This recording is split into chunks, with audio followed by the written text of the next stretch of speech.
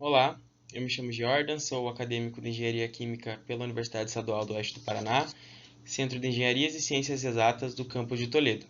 Sou bolsista de iniciação científica por meio do PIBIC da Fundação Araucária e o meu trabalho é a respeito do estudo do pH no processo de adsorção de antocianinas da uva tinta com filmes de quitosana. Bom, o uso de corantes alimentícios na indústria visa melhorar a aparência e a atratividade dos produtos, que muitas vezes está ligada à percepção sensorial de sabor e também de qualidade.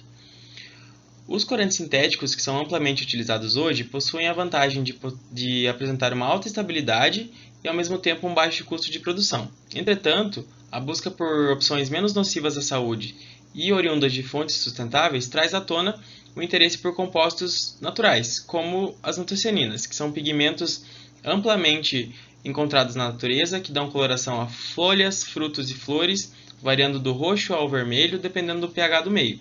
Esses compostos também possuem alto potencial antioxidante, o que aumenta sua aplicação na indústria alimentícia e farmacêutica, e embora apresentem uma certa instabilidade em relação ao meio, eles possuem uma variabilidade que justifica o seu uso. A quitosana é um biopolímero que vem da quitina por meio do processo de desacetilação, a quitina que é encontrada no exoesqueleto de crustáceos e também de insetos. Esse material ele possui algumas propriedades como solubilidade em ácidos, biodegradabilidade, biocompatibilidade, boa interação com íons metálicos e também com poluentes orgânicos, o que possibilita então a sua aplicabilidade para processos de adsorção. Embora apresente uma eficiência variável, dependendo das condições de aplicação, e um custo relativamente alto de produção, a sua variabilidade de aplicação justifica bastante o seu uso. Os objetivos desse trabalho são determinar as melhores condições de extração das antocianinas da uva, obter o filme e as microesferas de quitosana, realizar testes de adsorção em diferentes condições de pH, obter experimentalmente as isotermas de equilíbrio de adsorção e também fazer o estudo cinético desse processo. Como exposto nesse slide, as metodologias utilizadas para a produção de filmes e de microesferas elas seguem uma base comum, que seria uma solução de ácido acético e a quitosana em pó, variando um pouco as suas concentrações. Além disso, na formulação do elemento adsorvente, para os filmes, a solução ela é despejada sobre uma placa de Petri e levada para secagem, enquanto que para as microesferas essa solução ela é gotejada em uma solução aglutinante, que passa por mais alguns procedimentos até a sua posterior utilização. Para a obtenção do extrato, utilizou-se então de uvas do tipo Niágara, adquiridas em supermercados comuns, e também foi realizada a separação da casca da polpa, com o intuito de utilizar apenas a casca, simulando a utilização de resíduos do beneficiamento dessa matéria-prima. Realizou-se então ensaios variando-se a proporção de soluto solvente, que seria a uva para a água, com auxílio de ultrassom, e para a determinação quantitativa das antocianinas e dos fenólicos, utilizou-se respectivamente os métodos de Lee e o colorimétrico de Follin, adaptado de Aspé e Fernandes. Os dados foram tratados em termos de capacidade de adsorção e percentual de remoção, utilizando então modelagem matemática por meio das isotermas de Henry, Langmuir e Freundlich, e a modelagem da cinética por meio dos modelos de pseudo-primeira ordem, pseudo-segunda ordem e Elovitch. A partir das curvas de extração obtidas experimentalmente, ajustaram-se os dados aos modelos propostos, possibilitando então a constatação da metodologia mais eficiente. Pode-se observar, esse gráfico que está exposto agora, ele é o gráfico da proporção de 1:2, que foi a que demonstrou melhores resultados, e a tabela ao lado expõe os parâmetros obtidos para todas as proporções testadas.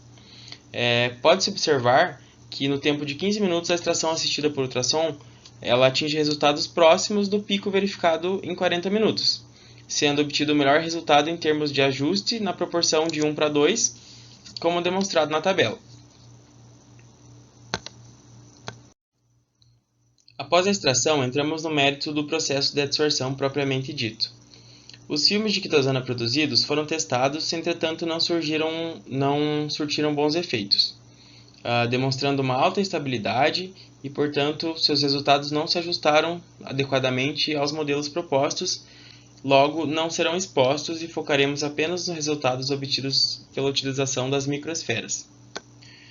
O slide atual ele expõe as duas curvas obtidas a partir do processo de adsorção, na letra A para antocianinas e na letra B para fenólicos, e ao lado temos a tabela que expõe os parâmetros obtidos a partir dos ajustes realizados. Alguns pontos são importantes de serem destacados nessa parte. Primeiramente, no estudo da adsorção de compostos fenólicos, como as antocianinas, utilizando quitosana, o modelo de pseudo-primeira ordem muitas vezes não captura especificamente o mecanismo envolvido. Isso ocorre devido à predominância de interações químicas, como ligações ou interações eletrostáticas, que não são devidamente contempladas nesse modelo. Estudos demonstram que a quitosana, devido à sua estrutura polimérica, contendo grupos amino-reativos, tem grande capacidade de interação química com compostos fenólicos. O modelo de pseudo-segunda ordem, por outro lado, ele ajusta-se melhor aos dados, com valores superiores de R², o que sugere a presença de quimisorção como mecanismo predominante. Destaca-se também que compostos polifenólicos, como as antocianinas, interagem, na verdade, com a quitosana através de ligações de proteção e interações eletrostáticas, o que explica o bom ajuste do modelo dos dados ao modelo de pseudo-segunda ordem. Ainda, o modelo Delovitch, com o melhor ajuste dos três modelos analisados, indica uma superfície heterogênea no adsorvente, com diferentes energias de adsorção ao longo dos sítios ativos, e também observa-se que a heterogeneidade superficial é comum em materiais biopoliméricos, como a quitosana, o que corrobora, então, os resultados obtidos no presente estudo. A fim de verificar a influência do pH do meio no processo de adsorção, construíram-se também isotermas de equilíbrio, variando a concentração inicial de antocianinas do extrato. Foram realizados ensaios em pH 3,8, que seria o original, 5,5 e 6,5, que foram ajustados propositalmente utilizando o NaOH.